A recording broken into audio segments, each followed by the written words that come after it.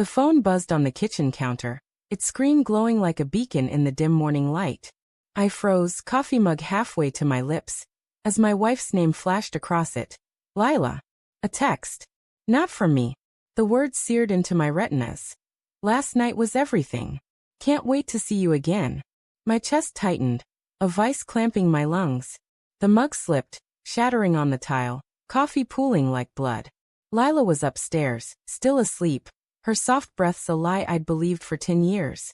The house felt too quiet, the kind of silence that screams.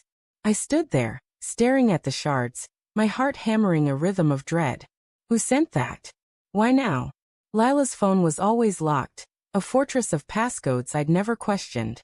But last night, she'd come home late, her laughter too bright, her eyes avoiding mine. Work ran long, she'd said, her perfume sharp with something unfamiliar. Citrus, maybe, or betrayal. I'd dismissed it, chalking it up to exhaustion, to my own paranoia. Now the text burned through that flimsy excuse. I grabbed her phone, my hands trembling. The screen locked instantly, demanding a code. My thumb hovered, useless. Our anniversary 0413 didn't work. Her birthday 0927 failed too. My stomach churned. When had she changed it? Why? The stairs creaked under my weight as I climbed, each step heavier, like wading through molasses. Lila lay in our bed, her dark hair fanned across the pillow, peaceful in a way that now felt like a mockery. I wanted to shake her, demand answers, but my voice caught in my throat, raw and useless. Instead, I retreated to the kitchen, the text replaying in my mind. Last night was everything. What was everything? A meeting? A drink? Or something that would gut me? I poured another coffee, the bitterness mirroring the taste in my mouth. Lila had been distant for months, small things, like her phone always face down, her sudden need for space after dinner, her new habit of locking the bathroom door while she showered. I told myself it was stress, her new promotion, the strain of my family's constant visits. They're exhausting, she'd said once, her voice tight, and I'd laughed it off, promising to set boundaries. But what if it wasn't my family she was tired of? The day dragged, each hour a slow drip of suspicion. Lila woke, kissed my cheek, and acted like nothing was wrong. You okay, Tom? She asked, her hazel eyes searching mine. I nodded, my throat too tight to speak. Her smile was soft, familiar, but now it felt like a mask. She left for work, her heels clicking on the hardwood, and I was alone with my thoughts, each one a splinter in my mind. I checked her phone again, still locked.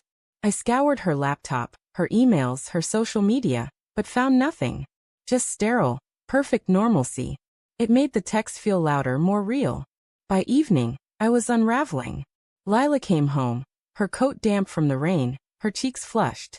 Rough day, she said, tossing her bag on the counter. I watched her move, graceful as always, but now every gesture felt calculated. You're quiet, she noted, pouring wine. Her voice was casual, but her fingers tightened around the glass. I wanted to ask about the text, to scream it, but instead I mumbled, just tired. She nodded, sipping her wine, and the silence between us grew teeth. That night, I couldn't sleep.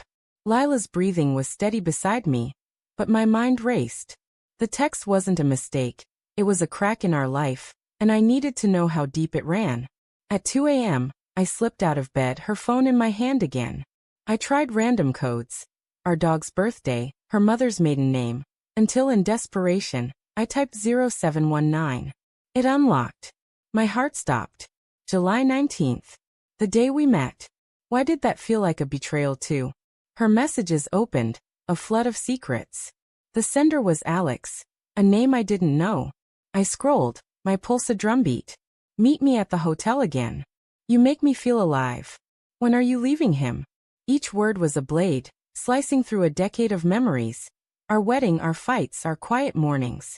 Lila's replies were worse, soon. I'm trying. My knees buckled. I sank to the floor, the phone trembling in my hands. She was planning to leave. For Alex. Who was he? A coworker? A friend? Someone who didn't carry the baggage of my loud, messy family? The next day, I followed her. I called in sick, my voice hollow, and tailed her car through the city's gray drizzle. She parked at a cafe, not her office. My hands gripped the steering wheel, knuckles white. Through the window, I saw her laugh, her hand brushing a man's arm. He was tall, sharp-jawed, his smile too easy. Alex. It had to be. My chest burned, rage and grief colliding. I wanted to storm in, confront them, but my body wouldn't move.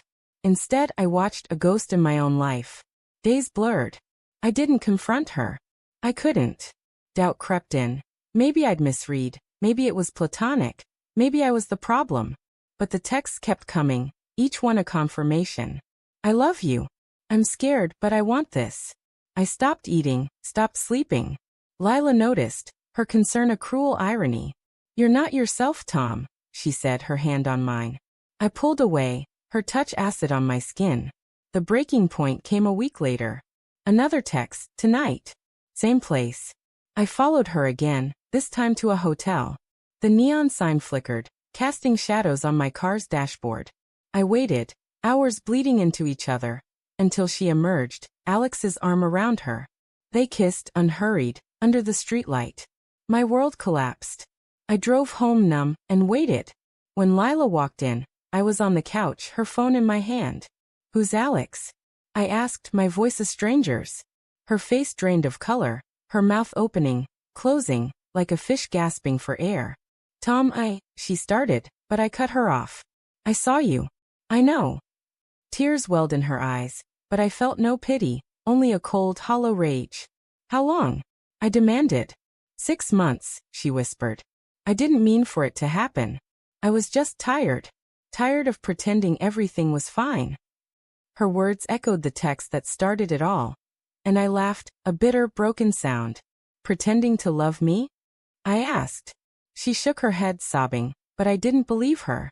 Not anymore. I left that night, her apologies chasing me into the dark.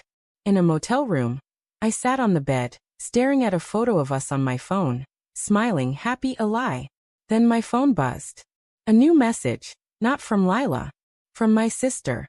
Tom, I need to tell you something. About Lila. And Dad. My blood ran cold. Another betrayal. Another crack. The story wasn't over. It was just beginning.